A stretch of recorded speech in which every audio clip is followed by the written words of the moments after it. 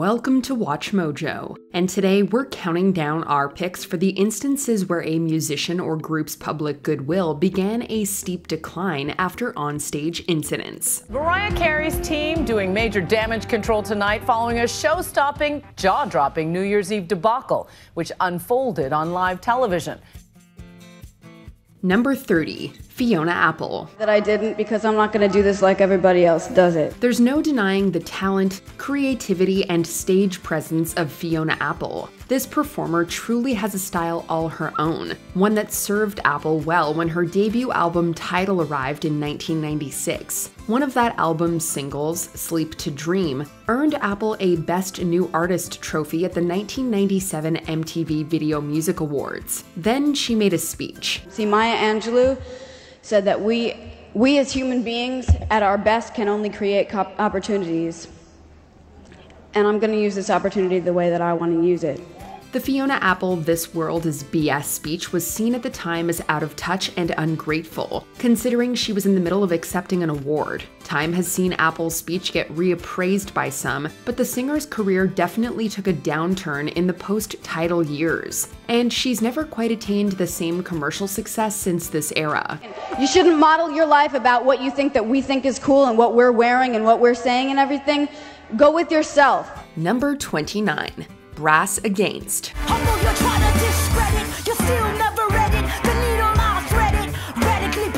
You might be forgiven for not having heard about Brass Against. The group first garnered attention back in 2016 after their band of brass-infused cover material earned a cult following. However, Brass Against also ushered in some bad attention after an onstage incident back in 2020. Movements come and movements go. Leaders speak, movements cease when their heads are flown. 'Cause all these punks got bullets in their heads. The group's live performances were, historically speaking, always a place where anything felt like it could happen at any time. That said, nobody expected lead singer, Sophia Urista, to publicly urinate on a fan during their festival set. The act wound up getting Brass Against banned from performing at any NASCAR-connected events, and essentially killed any goodwill the group had earned up until that point.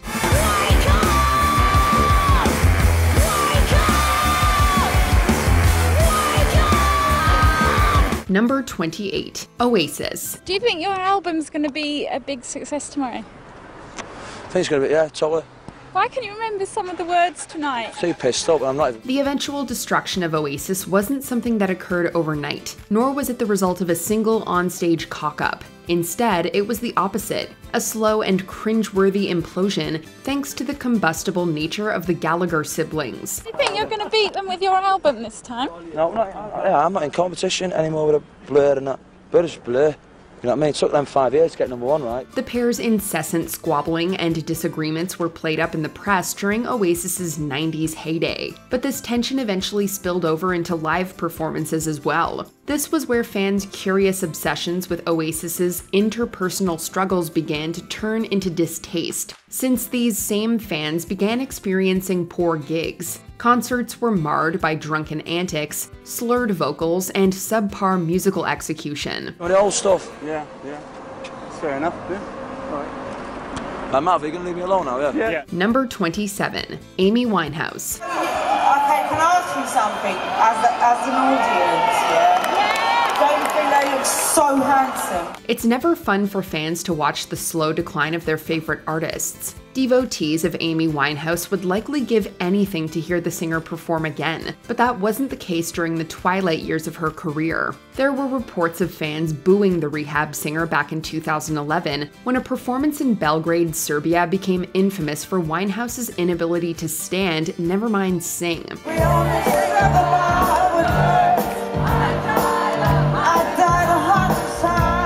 Society has come a long way in that short a time, and there just might have been a better support system for Winehouse had those shows occurred in the modern day. That said, there was little anybody else could do at the time with regards to the fizzling out of Amy Winehouse, and her subsequent complicated legacy.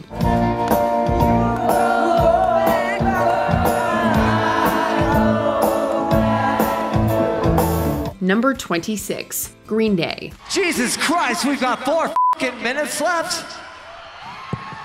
The am I gonna do with 4 minutes? This California punk band's DIY roots seemed far away in the rear view during an infamous onstage tirade at the 2012 iHeartRadio Music Festival. It all went down when Green Day's Billie Joe Armstrong went on a tear, after the group's set was allegedly being cut short by organizers. Give me a break. 1 minute left.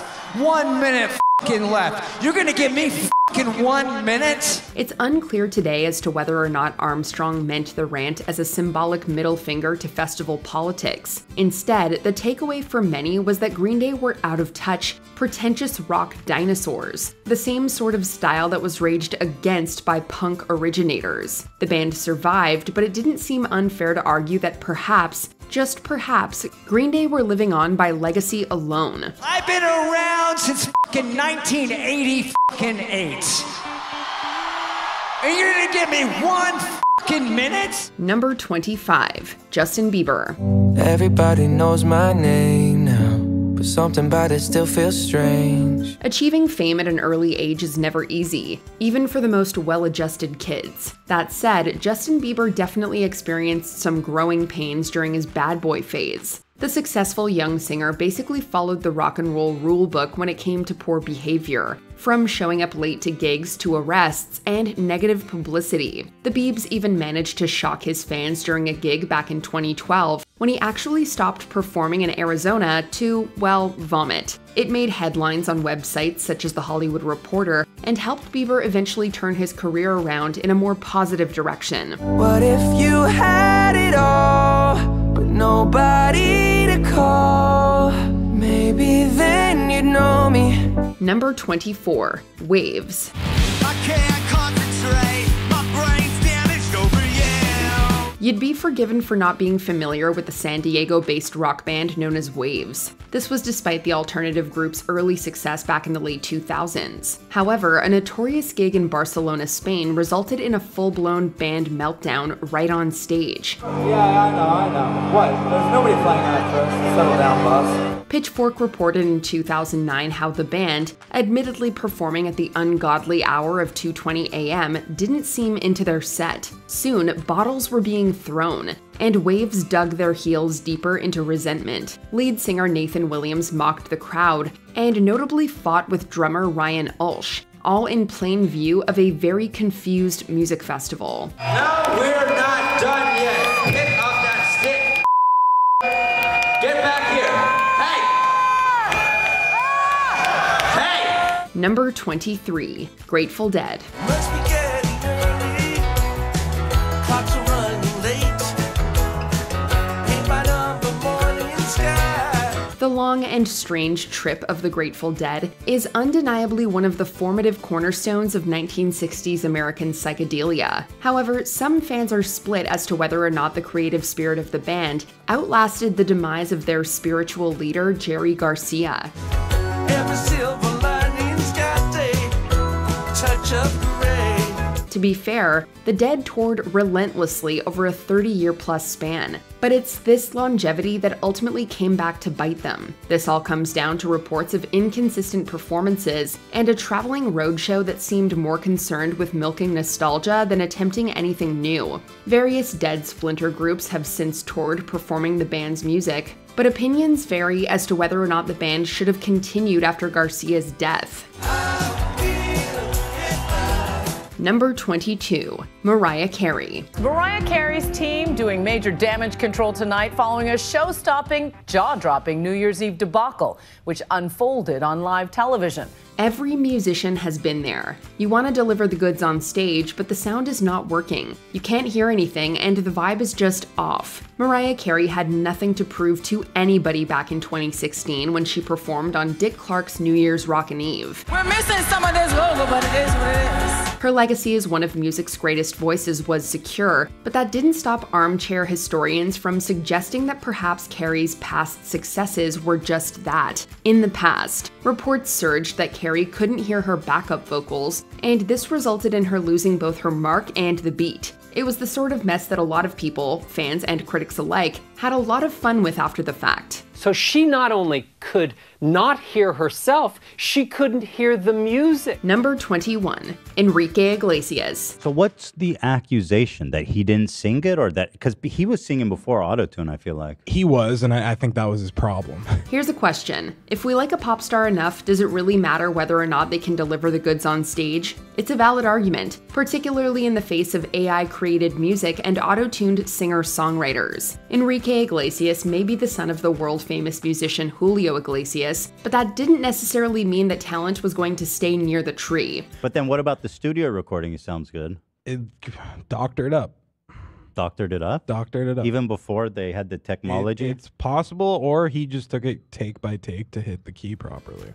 Articles and think pieces from both 2023 and 2024 referenced Iglesias' reported lip-syncing scandals, as well as evidence of some extremely poor onstage performances. These articles continued to question whether or not Iglesias enlisted studio singers to work on his albums. So startling was the real-life evidence of the star's fall from musical grace. From the coast of Ipanema to the island of Capri. Number 20, Creed.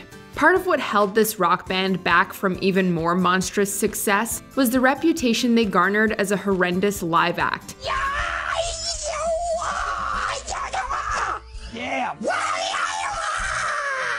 The group's frontman, Scott Stapp, is infamous for ruining sets, primarily due to his problems with substance use disorder, sometimes forcing the band to end shows early, and other times performing so poorly that audiences wished they had. In 2003, 4 concertgoers were so outraged by a poor Creed performance that they actually sued the group. Even though the case was eventually thrown out, the incident cemented Creed's bad reputation, and the group never returned to their peak popularity. Number 19, Lindsay Lohan. In the early 2000s, it seemed like every current or former teen celebrity was trying out the whole singer-actor double threat thing. However, for every Miley Cyrus, there are some like Lindsay Lohan, whose singing career never took off in the way that she'd hoped. Heard her say it's been her lifelong dream, all 18 years of it, to record her own album, and now she has. It's called Speak. It comes out tomorrow, and performing her hit single, Rumors, Lindsay Lohan. Responses to Lohan's work were mixed, and she did herself no favors when she appeared on Good Morning America to promote her single Rumors. It was extremely obvious that the performance was lip-synced, and critics were quick to call Lohan out. Her label put out a statement assuring fans that while there was a backing vocal track, Lohan was singing as well. People were unconvinced, however, and the performance became a defining moment of Lohan's foray into music. Thank you! Number 18, Carmen.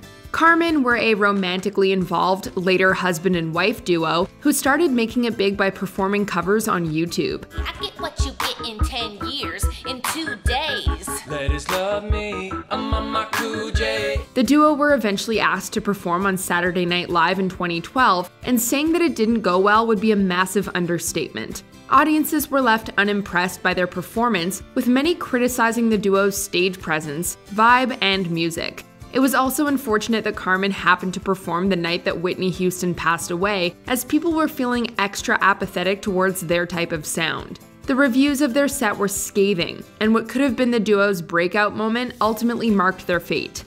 Number 17, The Replacements. As a punk-turned-alternative band, it's somewhat unsurprising that The Replacements would have a reputation as a wild-card live act. Now, I'm not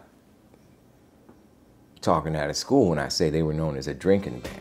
The group were infamous for getting wasted at their own concerts, often turning sets into what felt more like drunken karaoke. Ladies and gentlemen, The Replacements! While for some this was part of the group's charm, it definitely turned off other would-be fans, and held them back from mainstream success. The guitar player actually fell down on the way out to the stage and fell on his guitar and broke his guitar. From getting banned from SNL for performing as some of the show's rowdiest and drunkest musical guests ever, to notoriously playing the worst set ever at the famous New York club CBGB, it could definitely be said that The Replacements were their own worst enemies. Number 16, The Sex Pistols. At the height of the Sex Pistols' popularity in January 1978, the group went on an ill-fated North American tour that would inevitably lead to the dissolving of the band. Throughout the tour, tensions within the band led to rampant infighting, and the negativity translated into their live shows. This is no fun. At the end of the tour, during a concert in San Francisco, singer Johnny Rotten made it clear that he was finished with the project, as he spent the set mocking the audience and barely singing along to his band's music. Ever get the feeling you've been cheated? Good night. The next day, he flew to New York and announced that he was leaving the Sex Pistols. The band was finished soon after. Number 15, Michelle Shocked. Michelle Shocked was never a huge star by any stretch, but the alt-folk singer had a decently sized following up until an infamous 2013 concert in San Francisco. True to her name, concert-goers were shocked when the singer made clear her feelings towards Proposition 8, the banning of same-sex marriage in California. Alternative folk singer Michelle Shocked is speaking out about her anti-gay rant over the weekend in San Francisco. Shocked expressed her belief that marriage is only legitimate between a man and a woman, and though she maintained that she was not homophobic, many were unconvinced. That the idea of living my life without him is impossible. Right. I know how much I love him, and knowing that passion that I have for him, would I ever want to deny that to anyone else? Absolutely not. So you're not homophobic?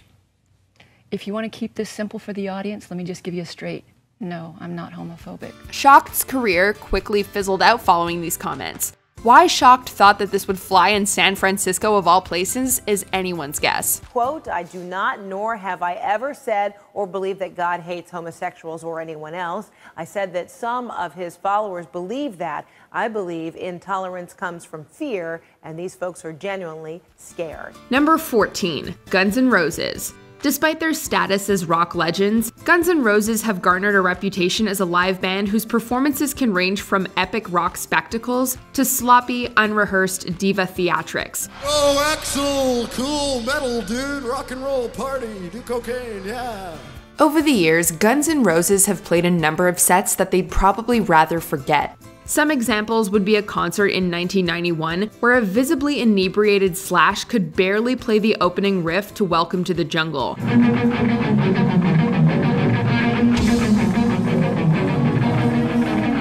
And a 2010 performance in Dublin where the group were booed off stage in response to Axl Rose's volatile attitude towards the crowd. If you don't want to have fun, all you gotta do is let us know, and we got no problem. We'll go on our way. The group also has a habit of starting their shows hours late, which, paired with the inconsistency of their musicianship, has led them to losing a lot of their credibility.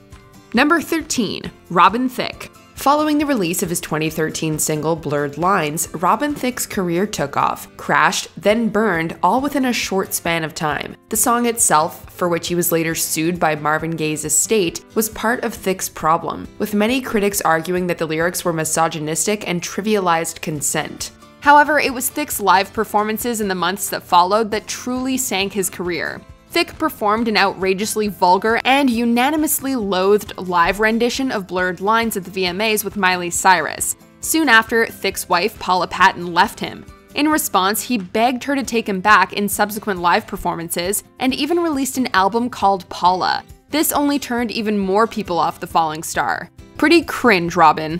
Number 12, Miguel. Part of the reason that you don't hear from this once up-and-coming R&B singer anymore may be in part due to this incident. At the 2013 Billboard Music Awards, Miguel landed onto a couple of fans while attempting to stage dive, injuring 2 of them.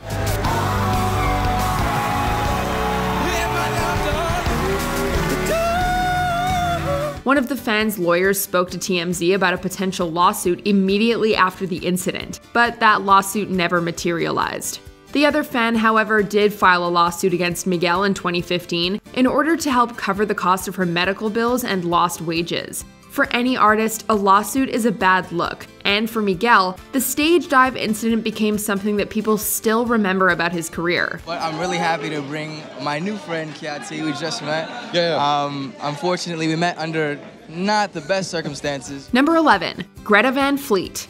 In 2018, Greta Van Fleet captured the world's attention with nostalgic rock anthems that harkened back to the days of Led Zeppelin and Black Sabbath. Ladies and gentlemen, Greta Van Fleet.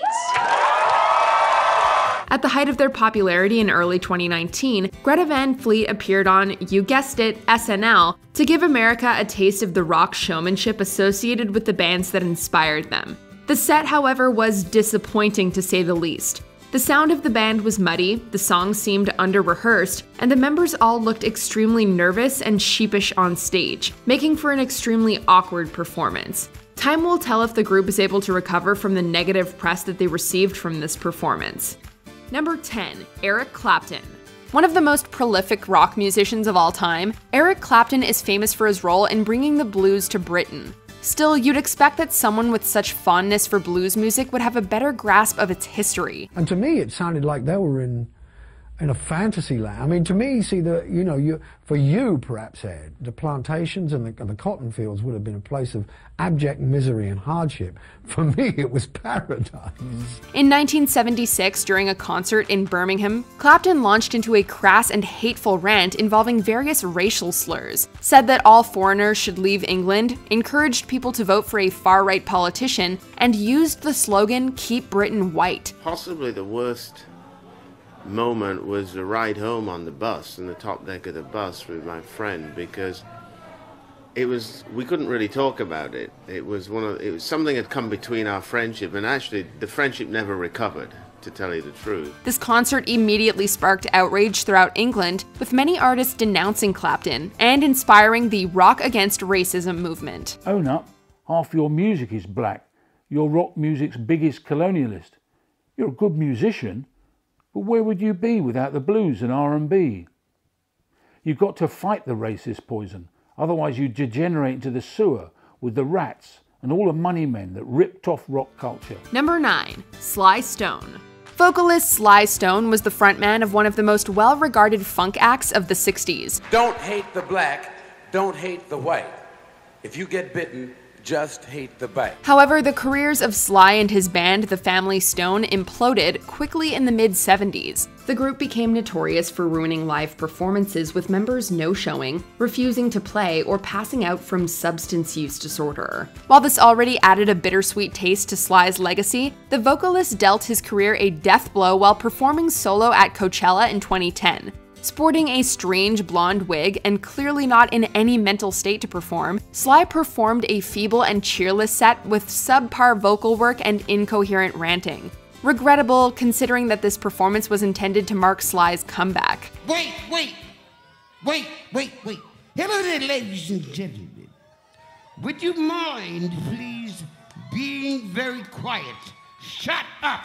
Number 8. Janet Jackson and Justin Timberlake.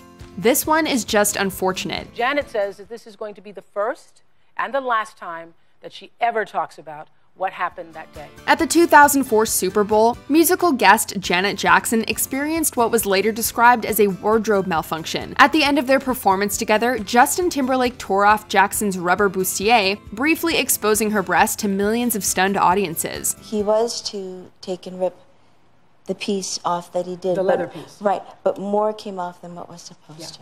So he was supposed to pull that off and we just see the red there.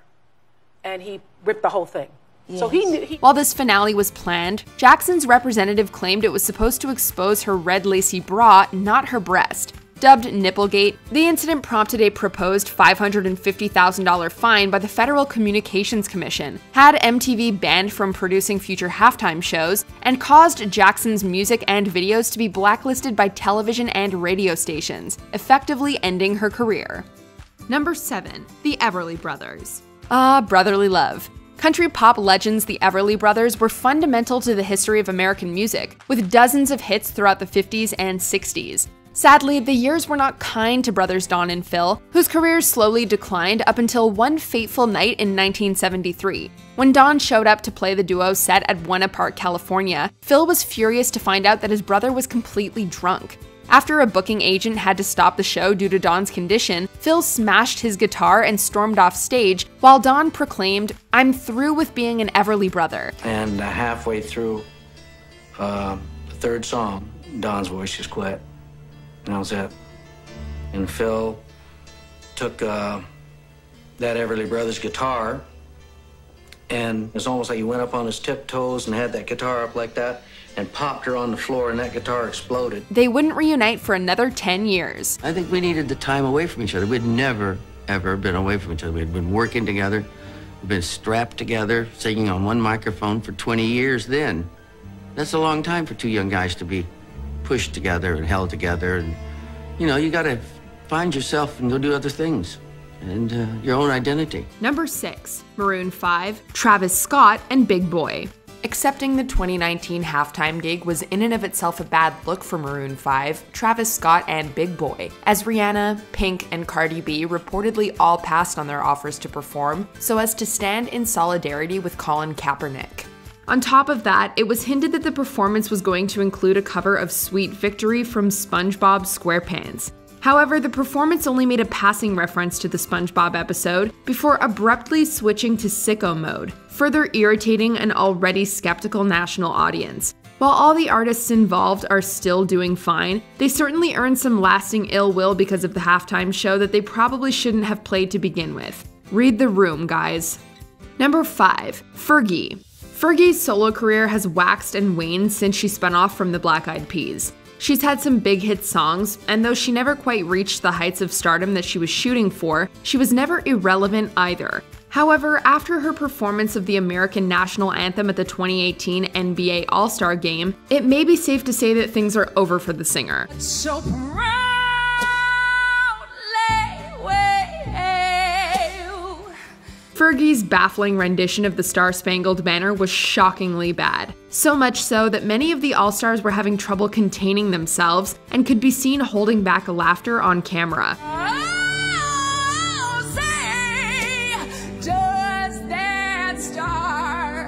The performance immediately became subject to severe ridicule. Let's play some basketball!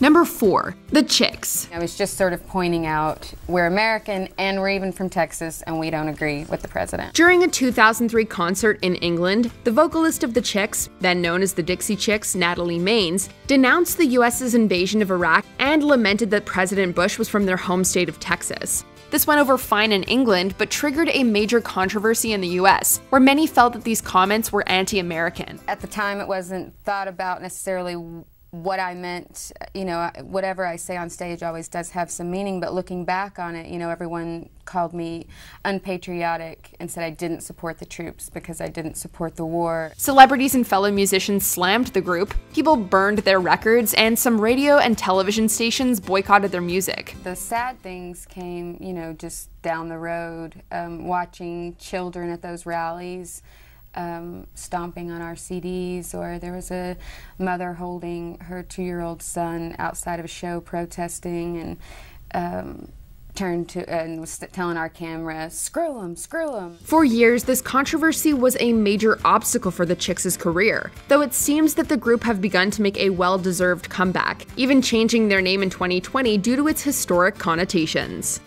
Number 3, Sinead O'Connor. Clarity is key when you're making a point. And how the media, in fact, are engaging in massive breaches of human rights when it comes to how they go about writing about anyone who they either diagnose without qualification as being mental, or anyone they believe to be, you know, actually suffering from an illness. At the end of her infamous 1992 performance on Saturday Night Live, O'Connor ripped up a photo of Pope John Paul II and declared "Fight the real enemy" in protest of the Catholic Church. Of good over evil.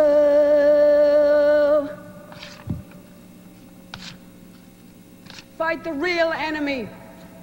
While the act was O'Connor's response to various stories that had just come to light about corruption and misconduct within the institution, many viewers misinterpreted her call to action. It was seen as an anti-Catholic sentiment, and the backlash was brutal, with O'Connor's record sales in the US suffering considerably. That was all I ever did on planet Earth. That's what I'd be happy.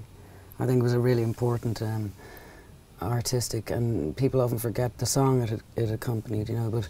O'Connor continued to make music and perform, but her career never fully recovered. Number 2, Ashlee Simpson. Another SNL mishap, though infamous for very different reasons. In 2004, Ashlee Simpson was making a name for herself with a couple of big hits on the radio until it all came crashing down during one calamitous performance. During Simpson's second song of the night, it was revealed that the singer had lip-synced her previous performance when the incorrect vocal track was played over the monitors without Simpson mouthing along. Once again, Ashlee Simpson.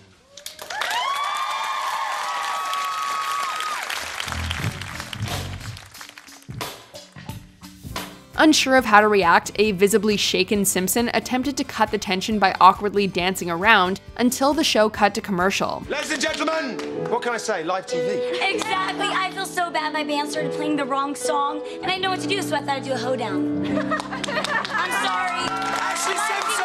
While it's doubtful that Simpson's career would have set the world ablaze, this incident certainly removed all doubt moving forward, with media outlets mercilessly vilifying and mocking the young artist. You talk about how heavily that affected you and how... You know, it did, because I was such a young girl, and that was like, you know, heavy, but for me, it made me stronger. Before we continue, be sure to subscribe to our channel and ring the bell to get notified about our latest videos. You have the option to be notified for occasional videos or all of them. If you're on your phone, make sure you go into your settings and switch on notifications.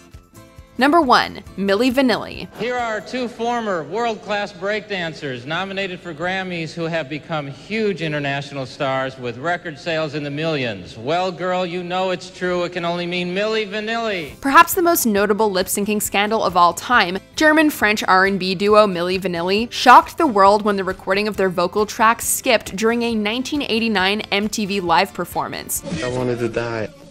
It stopped. Girl, you know it's girl, you know it's girl. 80,000 people. Girl, you know it's girl, you know.